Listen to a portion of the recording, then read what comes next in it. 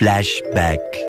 I make no secret of the fact that I don't really like spending money when I don't have to, especially on the Volvo.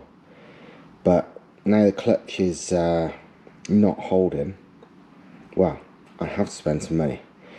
But I still did it the cheaper way because, well, the typical way just seemed a bit sort of too expensive for my liking.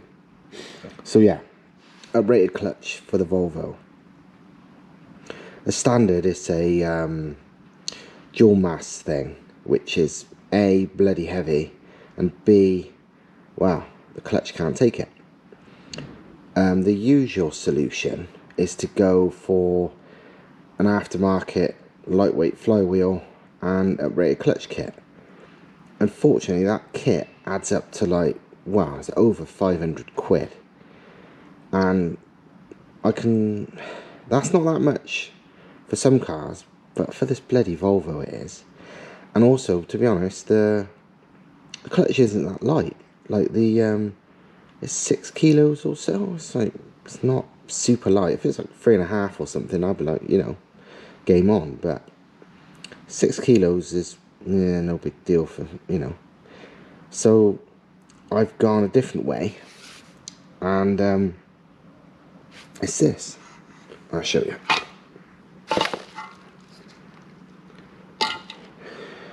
This is what they call a dog dish flywheel, because as you can tell, it's kind of the shape of a dog dish. It's pretty bloody heavy. It's weighs about 12 kilos when I weighed it the other day. That's still a lot lighter than the dual mass, but it ain't light. But when the aftermarket lightweight ones aren't particularly light, 6 one half a dozen of the other really.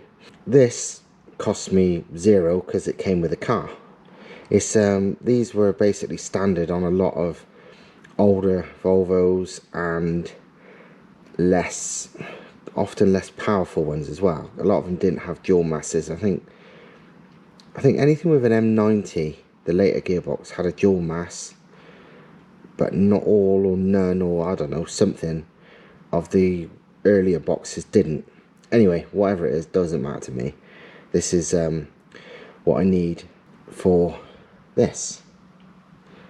So yeah, we've got this dog dish flywheel, and this clutch is something that KL Racing in Sweden do, and supposedly it can hold, I can't remember, a lot, plenty, and probably more than I'll ever make with a B200, because I'm making power and revs, not really torque. And like a 2.3 of a baby turbo on it, I'm a 2 litre with what's currently quite a big turbo, and in the future will likely be an even bigger one. So yeah, this should hold for what I'm doing. And we've got this clutch plate, which is I can't remember. This might even be a standard dog dish clutch plate. I can't remember, but whatever. But supposedly the key is this cover, CC11 it seems to be called, and it's a stronger cover. And supposedly with the stronger cover and that clutch plate, these can hold some pretty fucking serious torque. And all of this, unlike the common aftermarket upgrade people do, this holds just as much torque as the common clutch people use with the expensive aftermarket one. But this cost me 250 quid. So, I can cope with having a 6 kilo heavier flywheel for saving of 250 quid, to be honest. The only other thing, and something that it's understandable why people don't want to stick with these flywheels, is these are known to explode, shatter. It's rare, don't get me wrong, and almost all of them is when they've been lightened. And obviously when these fail, it takes out the gearbox, the engine, and whatever else around it too. Don't tend to cut your legs off, thankfully, because it's mounted too far forward. But it's still not good. But like I said, it's rare. I've only seen 1 or 2 instances where the flywheel wasn't lightened. But it has happened. But I think this one won't, because I went and got it shot peened. What shot peening does, if it's done right, and the place I done it is a professional, they literally just do peening, nothing else. And for like some crazy aerospace shit and all sorts. But anyway, what peening is they use, they fire basically special balls. I think it's some are ceramic, some are metal, depends how they do it, at the surface. I don't really know the science too well of it because I don't care. But basically it helps prevent or get rid of any, minute cracks, because that's generally how these things start to fail. It's like invisible tiny cracks, and then obviously it grows to bigger. And peening, which is done often to con rods and so on to make them much stronger. A lot of parts you buy will already be peened before they, before you receive them, so you won't even realise. But it's a strengthening process. I don't even know how to explain it. Go look it up. But either way, it makes things, especially cast things like this, a lot stronger and a lot less likely to fail. So I really, really think I'd be the unluckiest person in the world if this now failed. I'm perfectly confident with it. So, game on. We got this. New flywheel bolts I've had to order because the dual mass ones are a bit longer. So I've ordered the shorter ones from this, which I actually rang up the local Volvo dealer and they'll have them for me tomorrow. There's about 25 quid, 30 quid, I can't remember, for all 8. So no big deal. You have to space out the pivot ball for the clutch release mechanism on the gearbox a bit, but that's no big deal. And sometimes you have to adjust the push rod for the clutch master cylinder, again, no big deal. And that's it really, job done. So once this is on, which I can't wait to get on, just because I want to be able to use the car out, I want to go drifting as well, then the car will be fully back in action. In all honesty, I can't be bothered to fit this.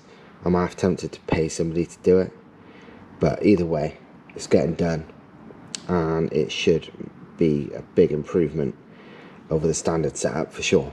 So not much money, not much effort, but a lot of upgrade. Final bits to do the Volvo clutch and flywheel swap are here. That is shorter flywheel bolts I got straight from the Volvo dealership, and that is a longer pivot ball for the clutch fork setup, because for reasons I don't know, but they need a slightly longer one when you change to the single mass flywheel. You could just space out the original, but it's a bit of a bodge, so for the sake of a few quid, it was better off getting a longer one. So that's that. Now I just got to fit it all, or possibly just get somebody else to do it, because I can't be bothered, really. No. I love tuning, but I'm not the greatest mechanic, and I find it really boring just doing stuff that don't make your car faster. So that could be someone else's problem.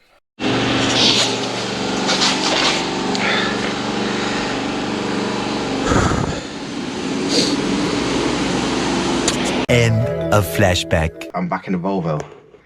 I've done quite a lot to the car recently, just not filmed it because it was a fucking monumental ball ache and it wasn't that interesting. Basically, I changed the clutch and the flywheel. It was a fucker. Hard to explain everything that went wrong, but lots of things did. By the end of it, I had the gearbox off so many times that now I could probably do it in about 20 minutes. But first time round, no joke, it took me about 8 hours. It was ridiculous.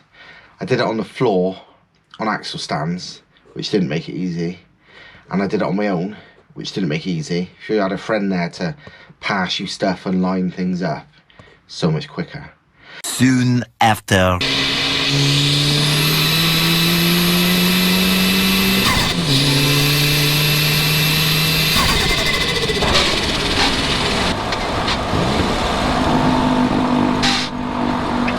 Well, that's my problem. That is the clutch cylinder. So yeah, what would normally be pushing my clutch in and out exploded off the car somehow. I'm guessing the circlip gave way, I guess, don't know yet. And well, the whole end of it's missing for a start. There should be a bit of pokes in and out of that. I don't think it's because it dragged along the floor or anything, because I just fished that out from up in the suspension, so I think it literally blew out.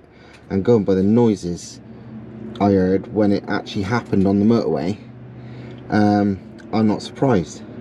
Somehow I managed to limp it the quite a few miles home using completely clutchless, just, you know, rev matching and stuff to get it into gear. So went 5th, 4th, 2nd. I'm not sure if I've blown 3rd gear up as well, because, well, it didn't feel like there was any 3rd there. Every time I went into 3rd, it just felt like there was nothing there. But either way, yeah, broke it. That's the slave cylinder, and you can see it did rub on the floor at some point. Not too much. Most of the time, by the looks of it, it was stuck under the, stuck on top of the subframe. But it did definitely rub on the ground at some point. But that might not be the only problem. Let me show you. When it happened, what was I doing?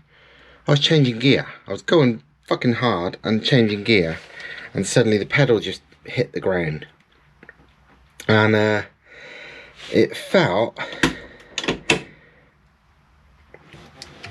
Right, let me pull the thing out. Yeah, it felt like, well, like I thought the gearbox had blown up. Because it made some dodgy fucking noises, but that was probably the slave cylinder bits going all over the ground and all under the back of the car. But I'll show you something. Obviously I've got no clutch pedal, so if I pull it in each gear, I can go forward and backwards, of course, but just by, you know, turning it over. So, reverse. It goes backwards.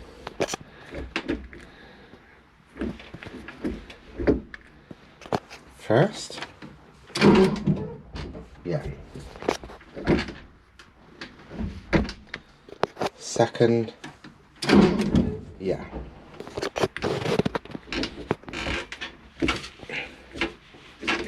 Third,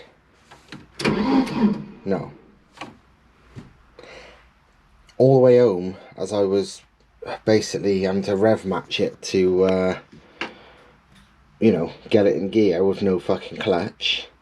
Third just felt like there was nothing there as well. And it still don't. Fourth, yes.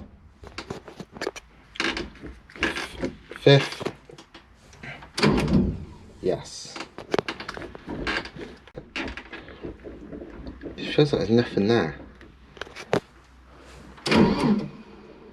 I don't know. Does this mean the fucking box is bust? I've got 2 spare ones. I don't know. I better look into it. It's a right fucking pain in the ass. Slave cylinder's only about 50 quid. The Euro Car Parts website's down at the moment for some bizarre reason.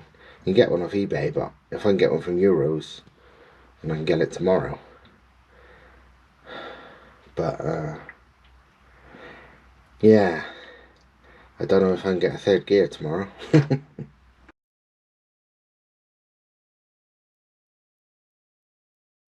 Right. What's gonna leak first? Plastic fucking windows, probably. I'm definitely not turning the engine off.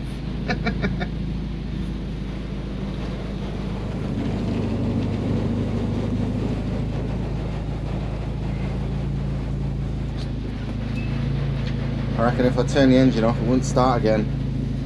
I don't know. We will see. I made sure I put the bonnet vents in somewhere where what's underneath doesn't matter if it gets wet. So I hope it don't take my Alf Stewart badge off the front grille. I'll be gutted.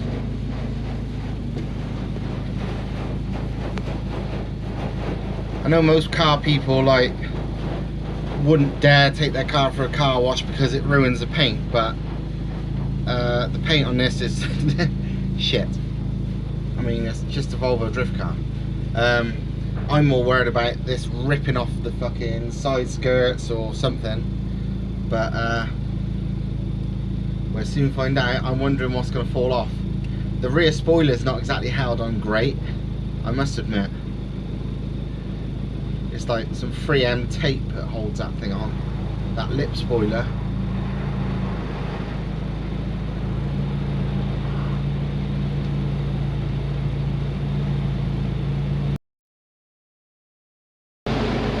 Oh, water is literally pouring through the gap there.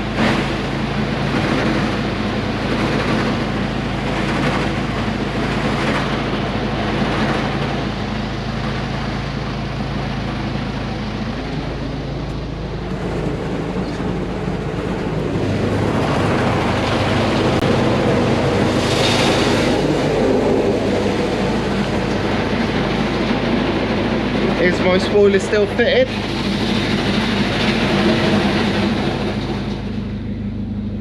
I must admit, I cannot tell. Yeah, still there at the moment.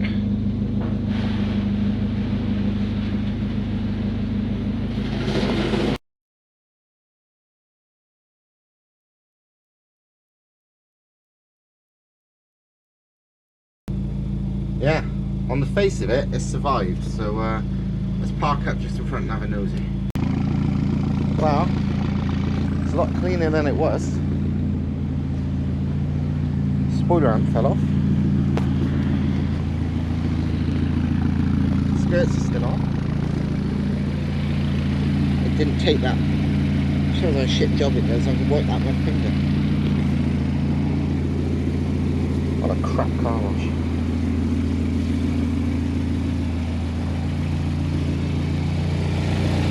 That's still there.